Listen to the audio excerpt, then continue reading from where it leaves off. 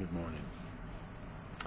Okay, the topic of this Pebble in the Pond video is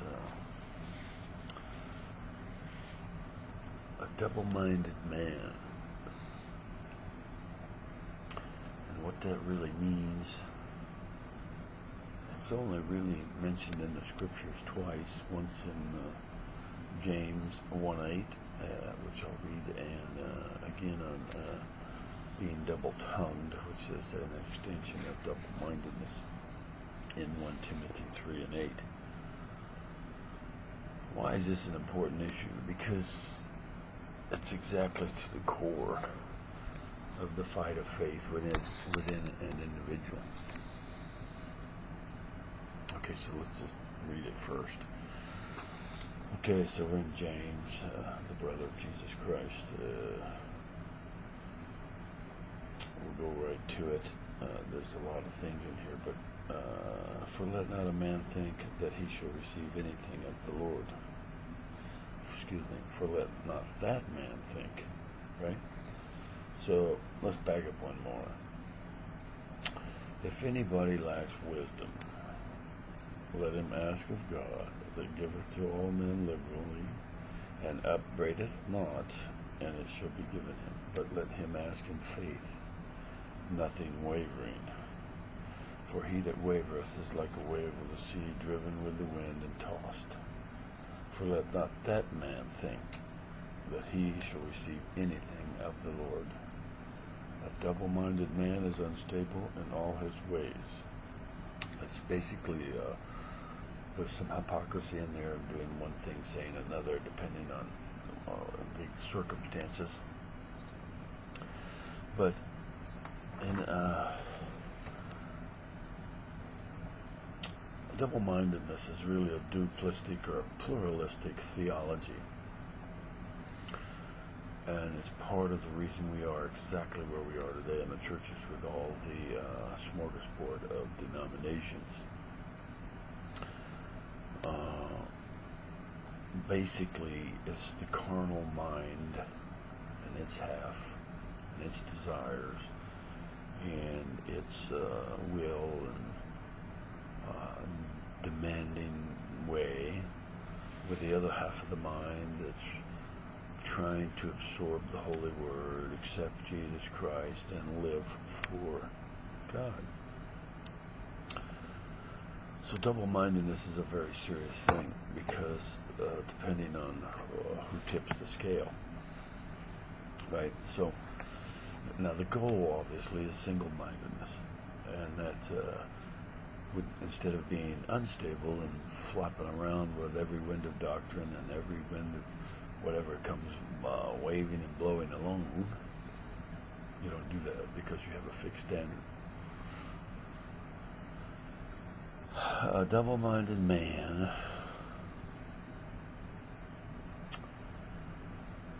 is a duplistic theology.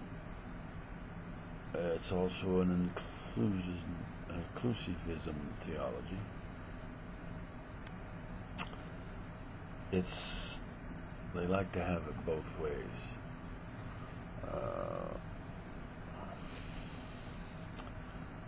For instance, if you have a double-minded judge, obviously the perfect world would have Christians in all positions from the presidency right on down, as it was designed to be with the Constitution under one nation under God, godly people. Anyway, so you could have a judge. They claim independence, right?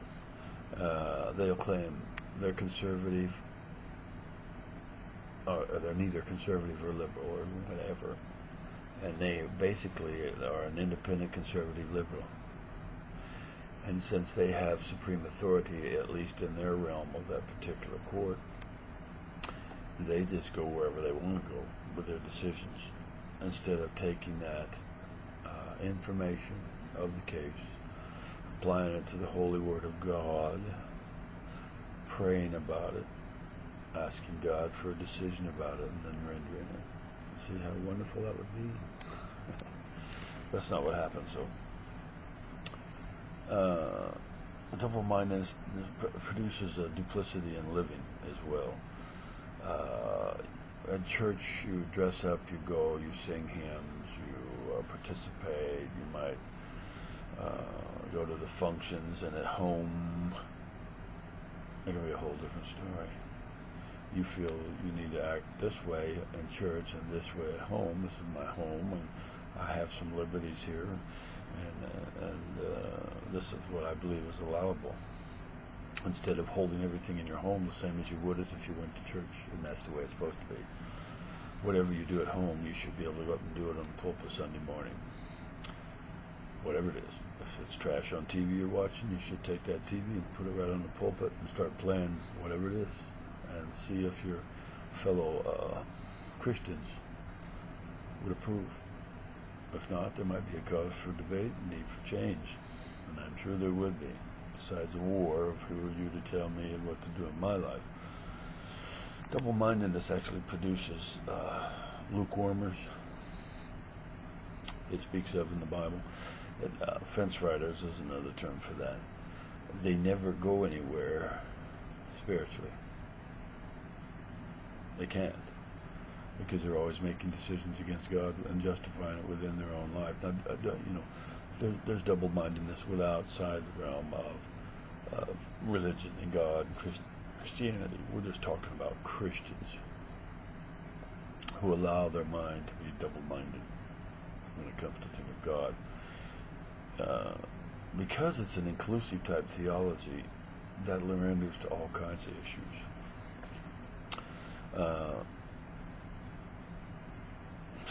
There's those that profess in the church that science is all of God and all true. Some say, no, it's not. The Bible says, beware of science, falsely so-called. And that's how I look at it. I'm not saying there's anything such as science. I'm just saying science has been misconstrued by the scientific fields. And they chase the dog's tail from one test to another test to another test, justifying their own test to the next test that they justified to their own test that they justified. And really, it's a big waste of time unless it's of some importance to mankind in general. Who cares if a rock is 14,000 years old or 1,250 years old? See what I mean? That's stupid. Okay, so double-minded.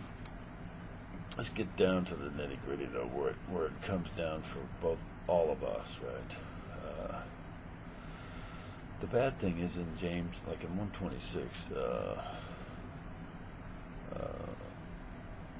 there is a deception.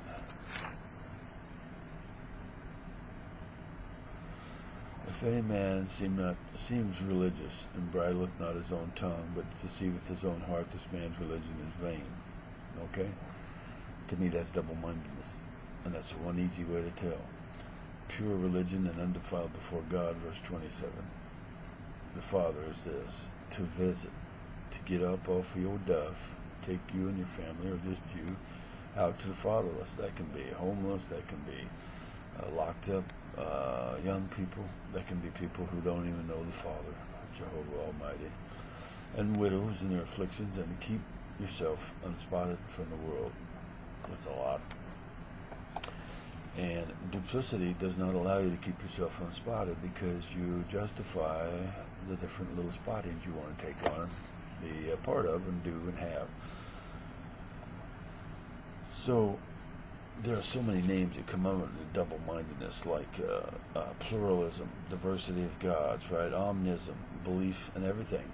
Everything's God. Polytheism is like India. They believe everything's a god. The cow, the pig, the horse, the this, the that. All these names, and there's many more in theological debates and discussions, are really just variances. They're different little avenues of variances from in dual thinking apart from God's Holy Bible.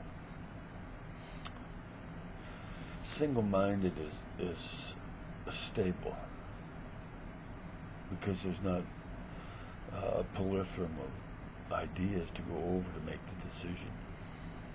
For instance, okay, so we know that we are our Supreme Court justices in our own mind. So we get a thought or a desire, comes down the pike, boom, here it is. Let's just make it easy.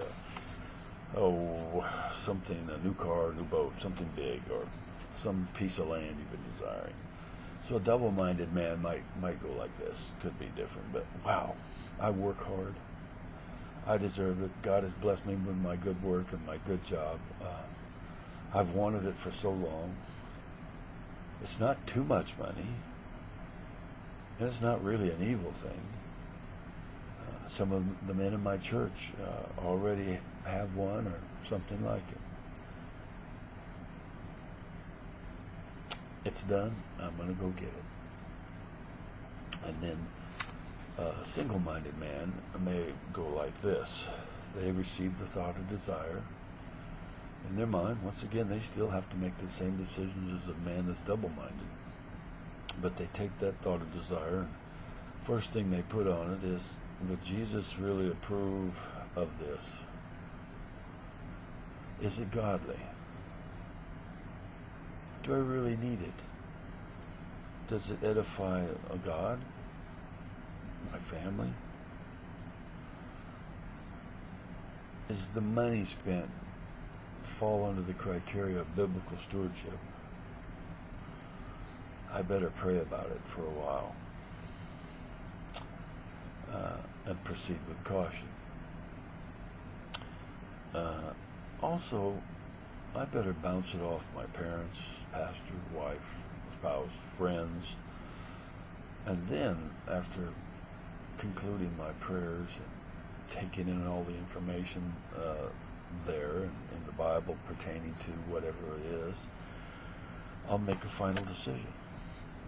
And that's how double-mindedness and single-mindedness works. The double-mindedness always works in the favor of you and your desires, where single-mindedness always works for the benefit of God, and that everything is subservient. Everything comes under, is it okay with God? Is it biblically right with God? Stewardship right? Does it sound right? Does it feel right? Does it edify God, the church? Is it a need? Now, those are all easy to just spew out, but I know my nature. In fact, I went to a gun show with my son not too long ago, and I've really been wanting this FNX 45, 15 shot, old, I'm an old Marine. And I told him at the gun show, I said, son, why are we even looking at such guns? What are they for? Oh, they're for target practicing. I said, are they? I said, I can take a little 22 and shoot for, a quarter of the cost. Not as loud, easy to shoot, cheap to shoot, and I already own one or two or three or whatever it is. 4. I says, I'm not going to get it. It's just stupid. I says, I sold all the guns that have to do with killing people. I have hunting weapons and things like that for deer and elk and turkey and so on, and some rat removers and so on, but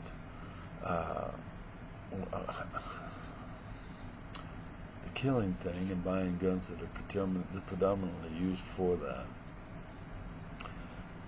Christians like to justify for it. I just want to have it and use it for target practicing. And like I told Stephen, I said, hey, here's the deal. If you have a 45 sitting on down under your little coffee table here, and something should arise that could be dangerous, you might be tempted to kill a man and end his walk on life and take him out of the realm of even being able to accept salvation, even if he's coming to steal your stuff. If you don't have it there and you can't reach for it, then what do? You just pray to God. You get up. You confront the situation. If my God, who created the heavens, the universes, the vast seas, and everything on this planet, cannot take care of any intruders, any villains, any thieves, any kind of threat to my life, then he's not God. And I say he can, he will, and it's a question of relying on the arm of flesh with guns and insurances and all these things that men provide just in case God's asleep or out of town or doesn't know I exist that day, or I might be in some sinfulness, and so he's not looking down on me or doesn't have any angels looking over me. It's all to tear down faith. True faith is walking into the face of evil without ranting and raving and shooting your way till you're either killed or reach the torture like Daniel or Shadrach. They didn't pull any guns and start screaming and hollering, bang, bang, bang, bang, bang, bang, you're not taking me in there. I have a right to protect my life from a burning fiery furnace and from lions eating on me. Bang, bang, bang, bang, bang. It's all about faith. Now, in those two cases, faith prevailed and God did exactly what I'm talking about. He protected beyond measure for testimonies to us in the Bible that it's there.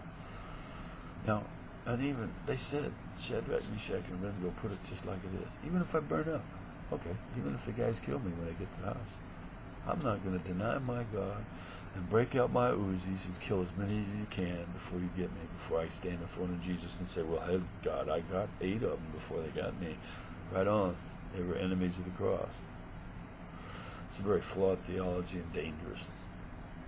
Anyway, shalom alaikum. Have a blessed day. Sorry about the rabbit trail there at the end.